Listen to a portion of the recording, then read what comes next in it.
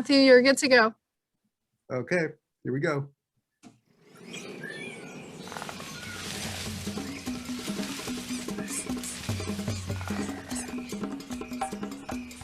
Years ago, Mathew Duman embarked on a grotesque safari, trekking thousands of miles to 10 American institutions of higher education in search of their most fascinating architectural sculpture. At last he returned with hundreds of images, revealing the grotesque secrets of the Grotesque 10, amazing architectural sculpture from 10 American colleges and universities. Hello everyone, and welcome to the Grotesque 10. My name is Mathew Duman, and you may be wondering why I'm dressed like this. Well, that's because I'm going to take you on a grotesque safari to a place where you can observe the behavior of gargoyles and grotesques in their natural habitat. In other words, the American college campus. So, let's get started. Many years ago, I noticed this sculpture at Yale University. It not only sparked my interest in the grotesques and gargoyles at Yale, but led me to explore other universities and search for interesting sculpture. Now you may be thinking, what's so interesting about this one, and what does it even mean? Well, it is a bit confusing, but I'll keep you in suspense as to the meaning until the end of my lecture. But keep this image in your head. 10. It's a nice round number, isn't it? In this case, it refers to the number of institutions of higher education that I have visited. Many of these schools are quite well known, but I did not choose them for their reputation or academic prowess. I chose them because each is a collection of artwork on their campus that I find very interesting. I'm not talking about items in their museums or archives, but sculpture on many of their academic buildings themselves. Each has examples of a building style called Collegiate Gothic Architecture, a characteristic style which is a revival of the Gothic architectural style of medieval Europe, yet was actually constructed in America in the 19th and early 20th centuries.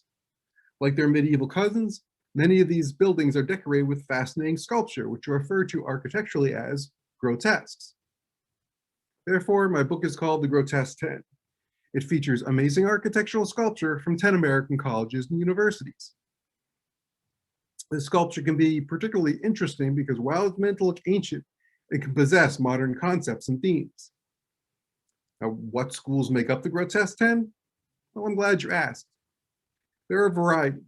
Some were founded in the 19th century, and even a few from the 18th, but all possess some form of architectural sculpture on their campus buildings. The 10 schools featured in my book are Bryn Mawr College in Pennsylvania, Duke University in North Carolina, Northwestern University in Illinois, Princeton University in New Jersey, Trinity College in Hartford, Connecticut, the City College of New York in New York City, Washington University in St. Louis, Missouri, the University of Chicago in Illinois, the University of Pennsylvania in Philadelphia, and because they keep finding new sculpture there, even after years of exploring, Yale University in New Haven, Connecticut. Now, Gothic architecture came out of medieval Europe.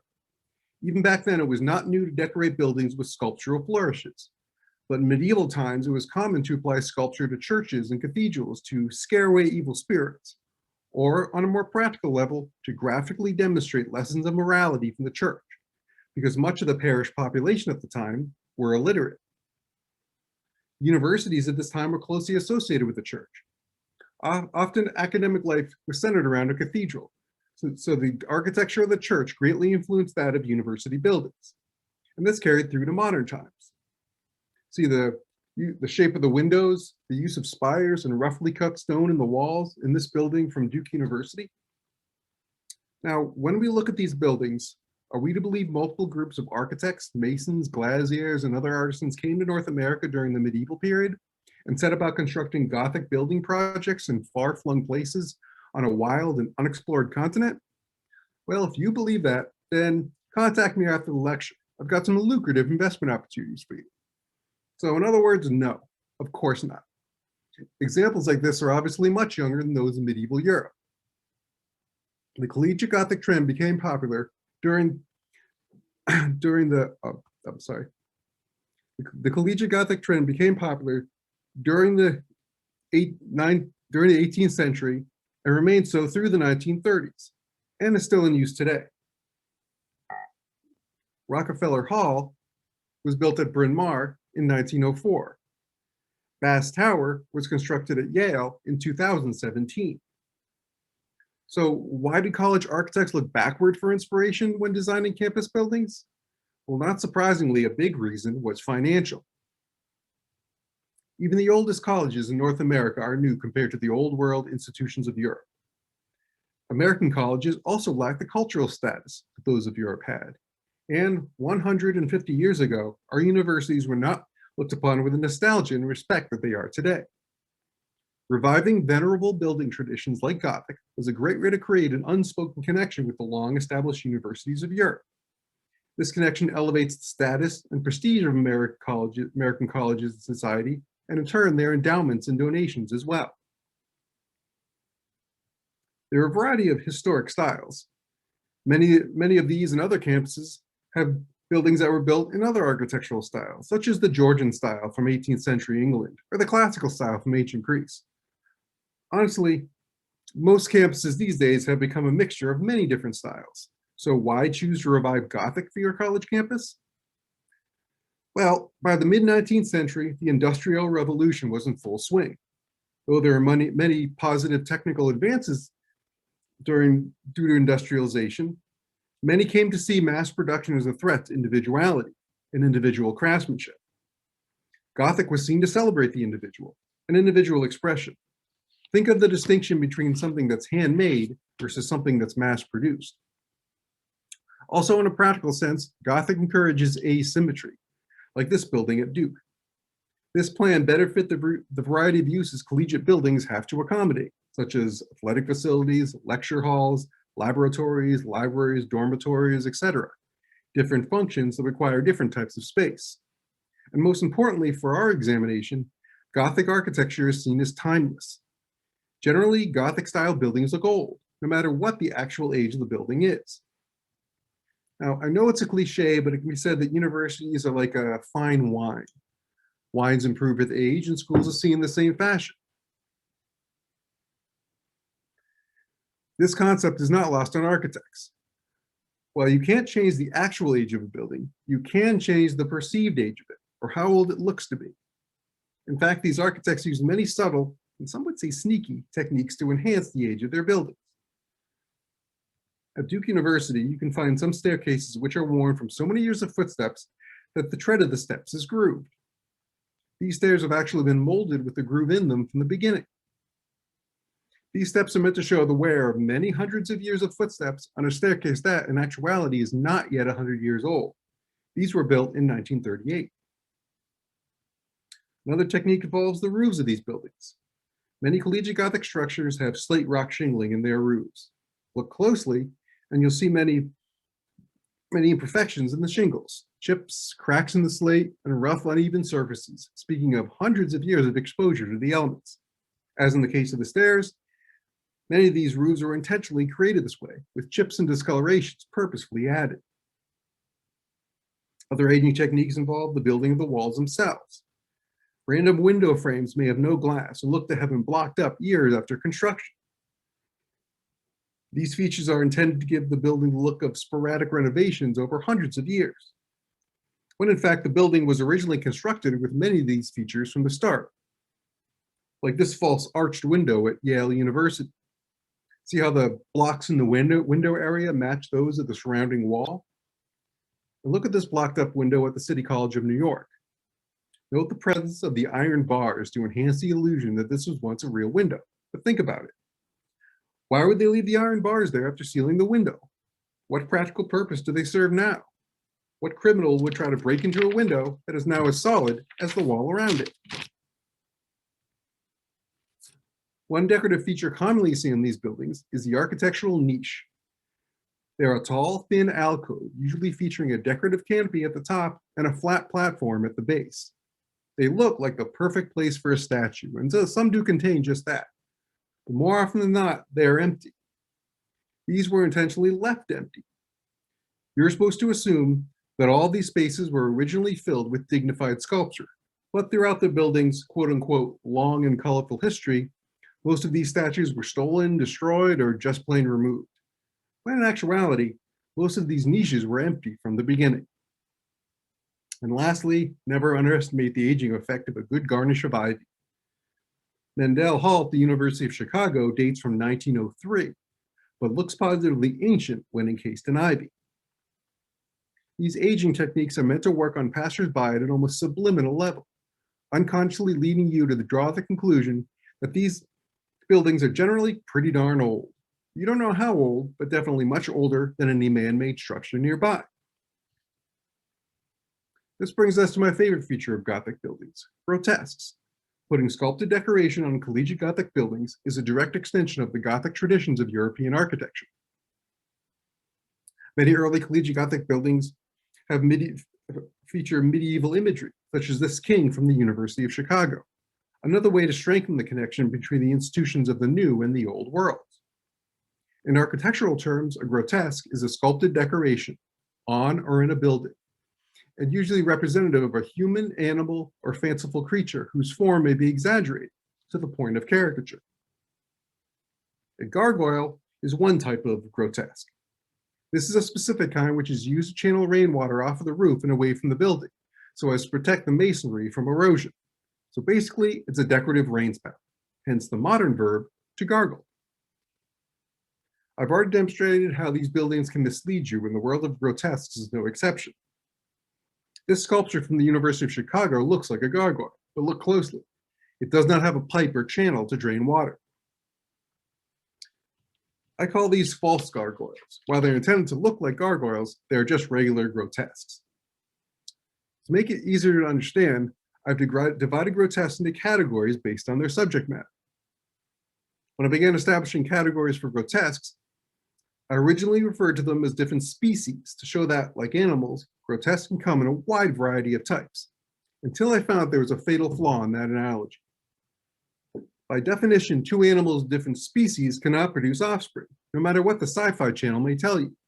So you'll never see a sharktopus or a whale-wolf. By the way, these images are not in my book. But different breeds of animal reproduce all the time, like mixed breed dogs or cats. I find these types of grotesques to be a fascinating mix of meanings. Often, you need to look at them many times in order to interpret the many different messages contained within, because they may combine the characteristics of multiple breeds. A basic breed of grotesque is the historic variety. They portray something about the history of their building, its area of study, the school, town, state, or even country. At the back of Yale's Sterling Memorial Library, two reliefs depict similar occurrences, but set 212 years apart. Yale was founded in 1701 in Branford, Connecticut. The school built a college house in New Haven in 1718. One relief depicts the transport of Yale's books via ox cart to the newly built building in New Haven in 1718. The other portrays the unloading of books from a gasoline-powered truck to the newly built Sterling Memorial Library in 1930. Demonstrative grotesque simply depicts some aspect of the purpose of their building. Howe's Chapel is part of the Garrett Evangelical Theological Seminary on the campus of Northwestern University in Illinois. The finial on its roof depicts two hands clasped together in prayer, a preview of the activity commonly found inside the chapel. The demonstrative grotesque seems a pretty straightforward concept, but things can get confusing as time moves on and buildings change their function. Rosenwald Hall at the University of Chicago serves as the admissions building, but began life as home to the Department of Geology.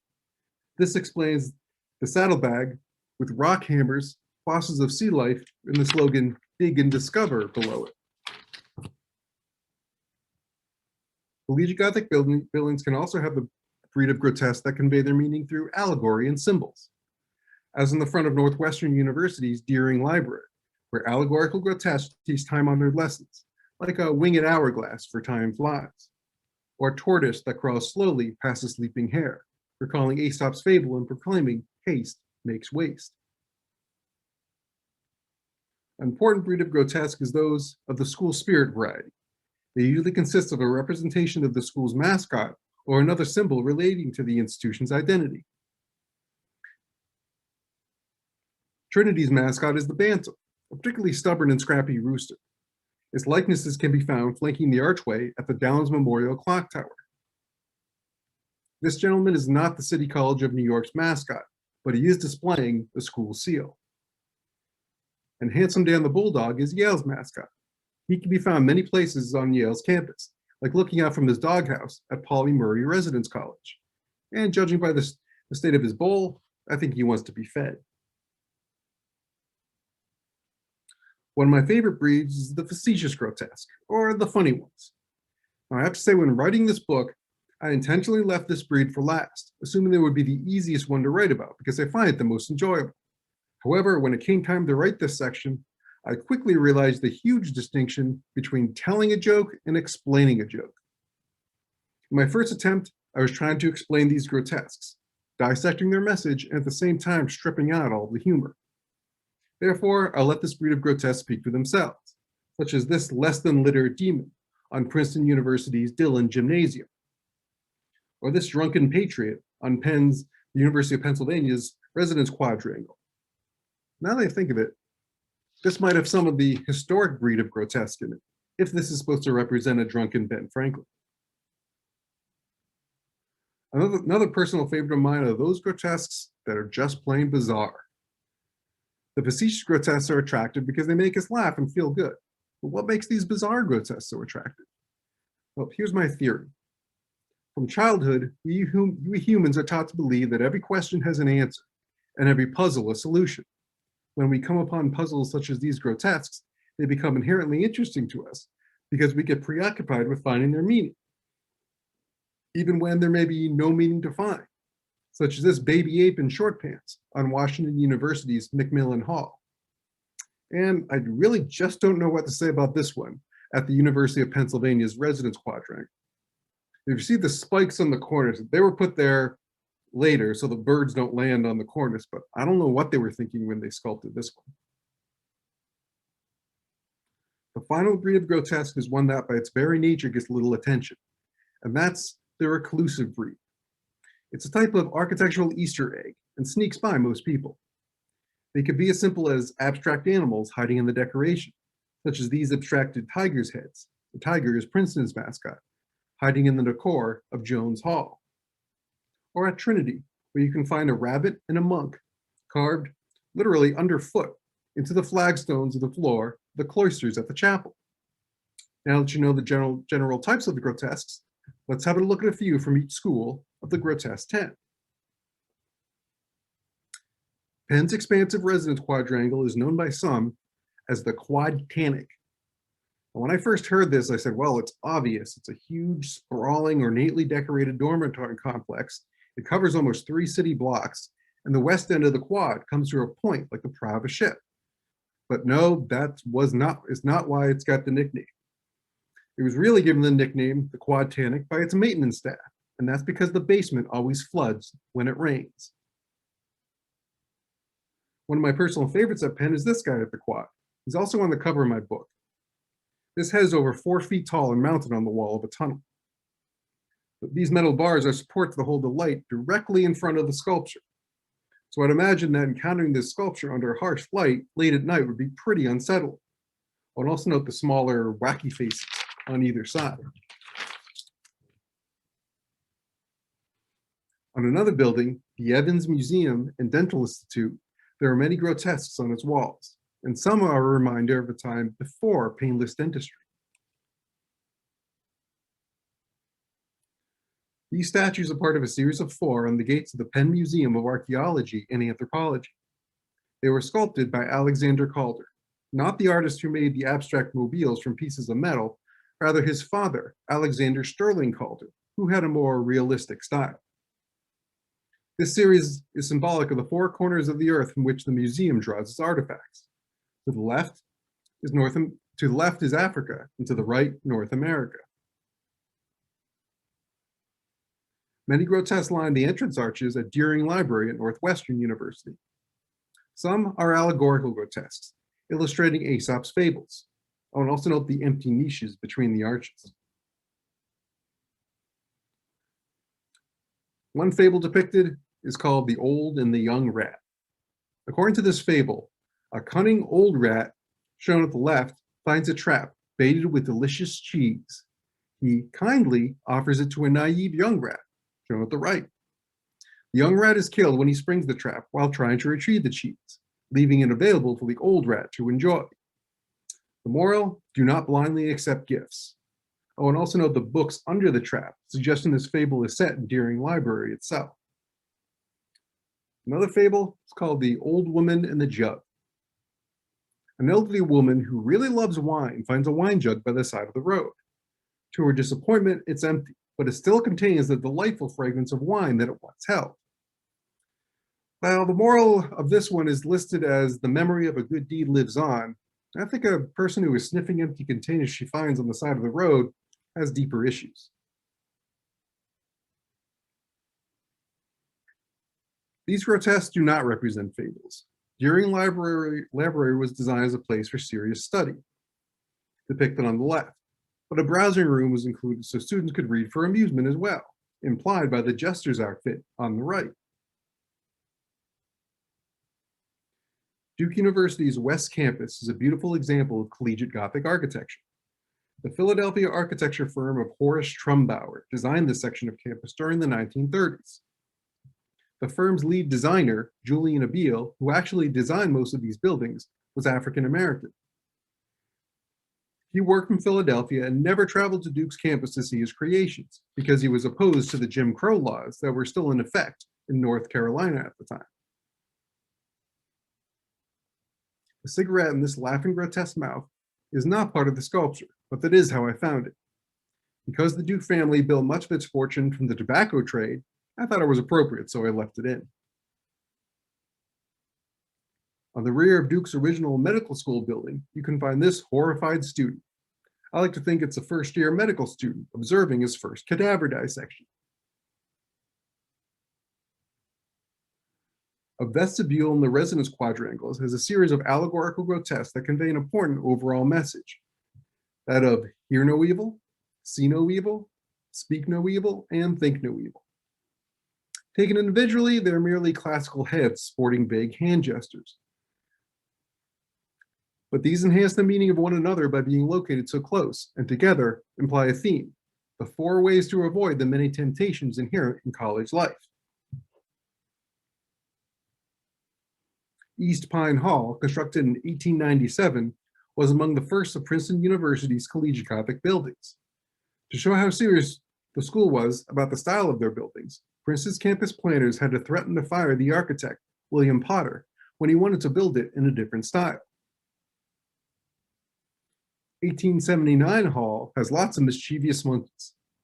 These are not demonstrative grotesques, as there are never any actual monkeys here. These are allegorical grotesques, depicting students as under-evolved primates, annoying a professor who is portrayed as human. This shows that Princeton professors had themselves evolved from rambunctious students. Princeton's Graduate College has these joyriding sweethearts roaring down the road in their newfangled motor car. A goose and a pig leap to get out of the way of their tires. They were called the modern youth in a New York Times article from 1927 because both were smoking.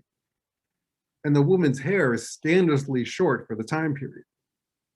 Their cigarettes have long since broken off, but the New York Times headline remains, that of "Girl Gargoyle Smokes." And about these ghoulish grotesques, the decapitation on the right and the tongue twister on the left on Jolene Dormitory live up to what you'd expect of the word grotesque. This image shows Brookings Hall Tower from the Cloisters at Ridgely Hall. Brookings Hall is Washington University's administration building, but has some surprisingly bizarre grotesques, like this one that's called The Dragon and His Unfortunate Victim. This grotesque is located over the entrance to the Anne Olin Women's Building and is of the school spirit breed. As you can see, the school's motto, which translates from Latin to strength through truth, of the center. But as I said, this is over the entrance doors. So if you stand just outside the entrance doors and look up, you can see the underside of this grotesque and see that it hides a reclusive one, a beskirted yet mustachioed monster. Like many European Gothic cathedrals, Washington University's Graham Chapel has religious carvings on the inside, but these are balanced by many bizarre grotesques depicting the alternative to heaven on the outside. This image shows Northam Towers, part of a series of buildings at Trinity College in Hartford, Connecticut, called the Long Walk, as seen from the chapel cloisters. The Long Walk buildings were the first buildings to be constructed on this site in 1878, and only a small part of the original plan. One of these, Seabury Hall, has this two-headed grotesque by one of its entrances. It portrays male and female graduates commemorating 25 years of coeducation at Trinity. The college began admitting women in 1969, so this grotesque dates from 1994. Some Trinity buildings were built with blank spots for later carving. You can see other blanks in the towers of the chapel. Sadly, the Great Depression caught up with Trinity, as was completing construction on the chapel. There was not enough money to complete the entire plan, so some grotesque ornament was scrapped in favor of other, more practical aspects of the design. However, inside the chapel is a different story. There are many sculpted pewins inside, and all the elements of these carvings are important in conveying their identity. This might have looked like the small figure of a woodsman, but thanks to the sense of scale provided by the trees surrounding him, he is quickly identified as the enormous figure of Paul Bunyan.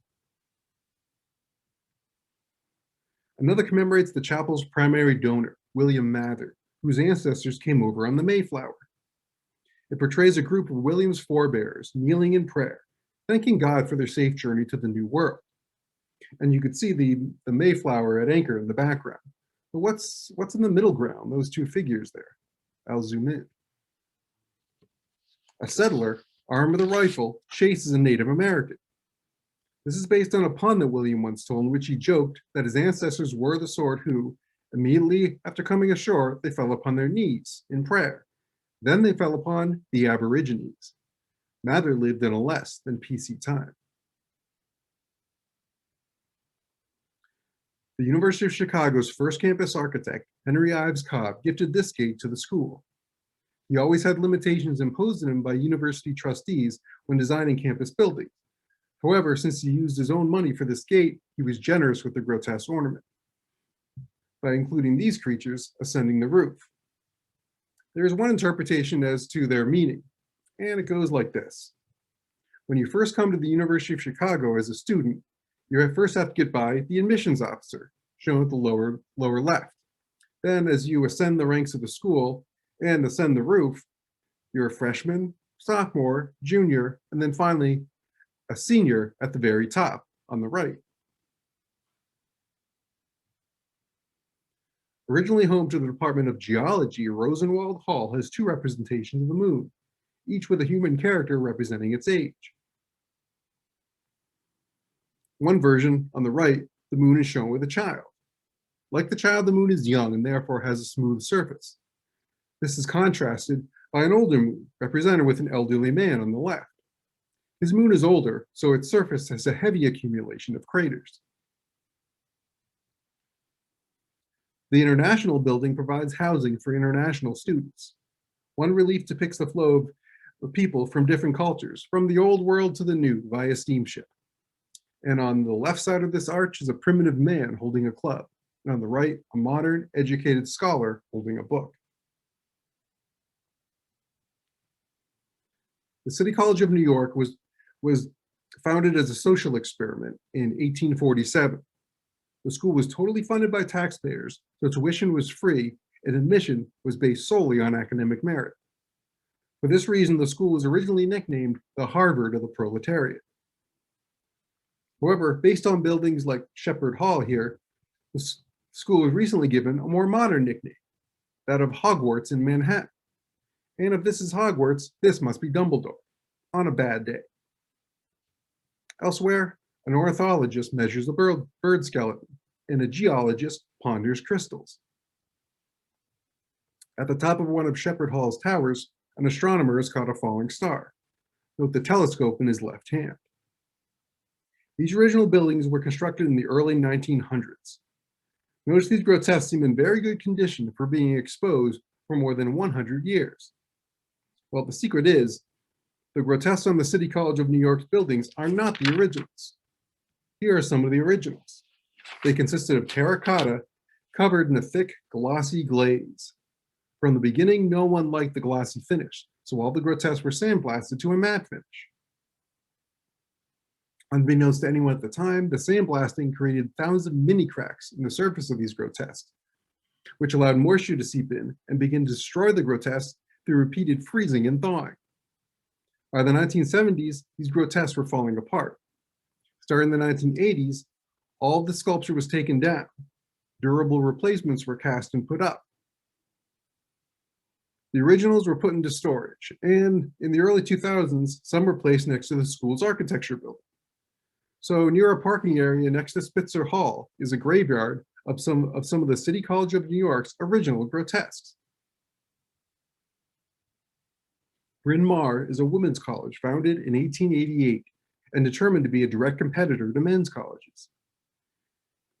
Important among the methods to achieve this goal was the construction of a Gothic campus. Pembroke Hall is held in high esteem as one of the finest collegiate Gothic structures in the country.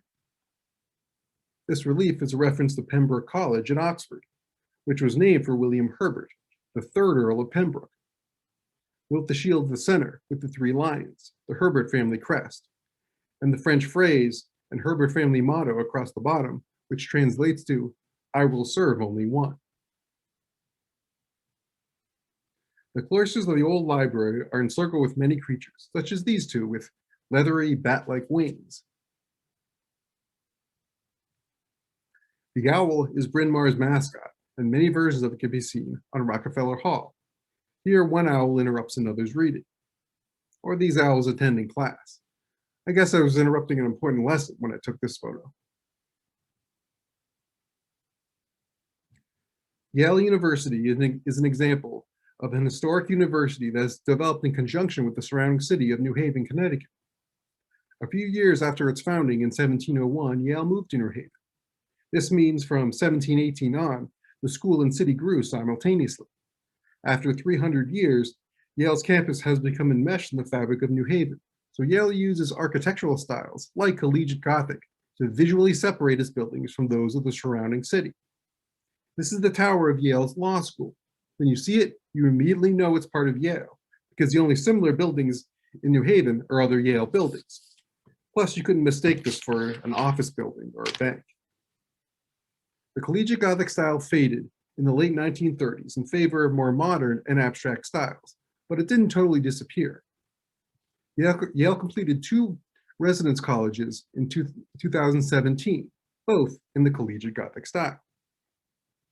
On Ben Franklin Residence College, you can find this series of portraits. Who are they? The key to answering this lies in the abstract relief at the center. Looks like a satellite photo you might see on Google Maps or MapQuest. Look at the building in the center. Its rounded porch may look familiar. This is an overhead view of the White House city block in Washington, D.C. The Y within the White House identifies these as portraits of various Yale alumni who have occupied it. Going counterclockwise from the left, you have the 27th president, William Taft, the 38th president, Gerald Ford, the 41st president, George Bush Sr., the 42nd president, Bill Clinton, and the 43rd president, George Bush Jr. This relief decorates the outside of Pauli Murray College's lounge and depicts the hamburger as was originally intended by its creator, New Haven's Louis Lesson of Louis' Lunch, on toast without ketchup. This pizza peel holds 2 slices. From the arrangement of the toppings, one can tell the slices come from 2 famous New Haven pizzerias, that of Pepe's and Sally's. And personally, I like the use of the pepperoni slices as periods. Pauli Murray College alludes to the early days of computing by referencing computer pioneer and Yale alum Grace Hopper. She coined the term computer bug when she found a moth had short-circuited her computer. Modern computing is portrayed by this electronic tablet. And judging by the shape of the home button, I really think it's an iPad. These are just a few of the examples of what I found at these campuses. My book has 300 pages and over 500 photos, so there are many, many more. When I traveled to these campuses, I came to see that I had a certain advantage over people who lived and worked in them every day. I found that I had the newcomer's advantage of having a fresh perspective by seeing these buildings for the first time. Many people who I had met at these institutions were surprised by what I found at their own campus. To be honest, I believe this is more to do with my mindset than my powers of observation. It is very easy to become distracted and never notice the detail around you, especially when your surroundings have become so familiar. By its generous use of ornament, Collegiate Gothic is an example of the many opportunities to find intriguing things that can exist all around us, and that we may overlook every day, things that, upon closer inspection, can reveal a variety of fascinating ideas and stories. What I want to accomplish by assembling these images is to show a few of the amazing things you can find by merely noticing the detail around you, not just blindly accepting the way things are, but asking why things are the way they are. So look around you. You might find interesting things literally coming out of the woodwork, like these old chums inside Trinity's Chapel in Hartford, Connecticut. Now, remember these guys from the beginning? My sarcastic nickname for this sculpture is Pilgrim's Progress. When I first saw it, Pilgrim's Progress looked a little different. Originally, it looked like this. Now, this sculpture is on Sterling Memorial Library at Yale University, and in 2017, Yale was renovating Sterling. Now, Yale has had problems with political correctness in the past, so fearing controversy, the university put a blob of cement over the Puritan's rifle. This caused a controversy itself, so the whole sculpture was covered with wood. In the fall of 2019, the wood came down, and Pilgrim's Progress was gone. It was replaced by this, a grotesque depicting a tutor and a student, which is the mirror image of the original grotesque on the opposite side of the gate. Note how the book they are holding is backwards in the new version on the right.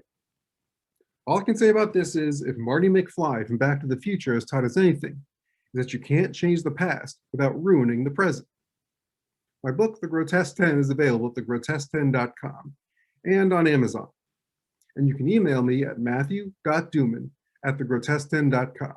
That's Matthew with one T. So that's my lecture. Are there any questions?